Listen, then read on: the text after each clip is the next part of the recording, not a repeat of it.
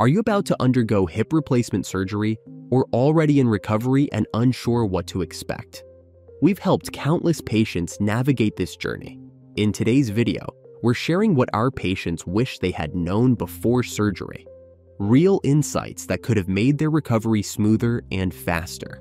Stick around, these tips might be the game changer you need. Before we get started, don't forget to subscribe, like, and drop any questions in the comments. Also, check out our new book, The Holistic Health Roadmap, which covers recovery-boosting foods, original exercise illustrations, and exclusive video tutorials, including hip replacement recovery. Let's dive in. Many patients say, "I wish I had been better prepared." Preparation makes a huge difference. Strengthening muscles like the glutes and quads with pre-surgery exercises boosts flexibility and leads to a faster recovery. We often hear that patients regret not doing these exercises, as it would have made their recovery easier. Patients also tell us, "I wish I'd set up my home better."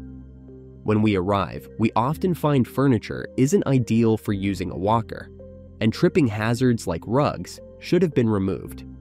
Rearranging furniture and clearing hazards ahead of time makes early recovery safer and smoother. In the early recovery phase, patients often say, "I didn't realize how important movement is." Many are surprised by how stiff their hip feels and how much movement is needed for rehab. Gentle, consistent movement like ankle pumps and leg lifts improves circulation and prevents stiffness. We also hear that pain is often more intense than expected. Many say, "I didn't think I'd need all the pain medications."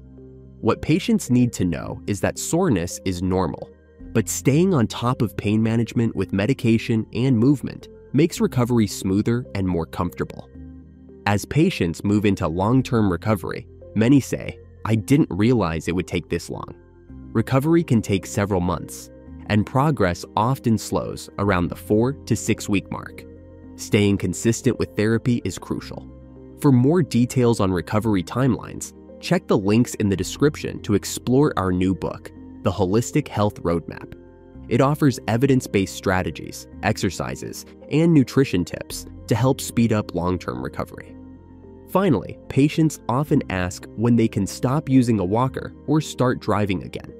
The best time to stop using a walker is when issues like short step length or limping are nearly gone, as fall risks remain high. As for driving, it's safe to resume once you're off pain medication and can brake quickly and safely.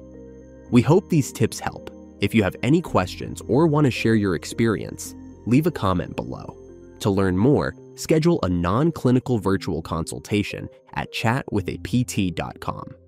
Also, check out our book, The Holistic Health Roadmap, for comprehensive recovery guidance, from foods that speed up healing to exclusive access to video exercise tutorials. Stay committed, and you'll get there.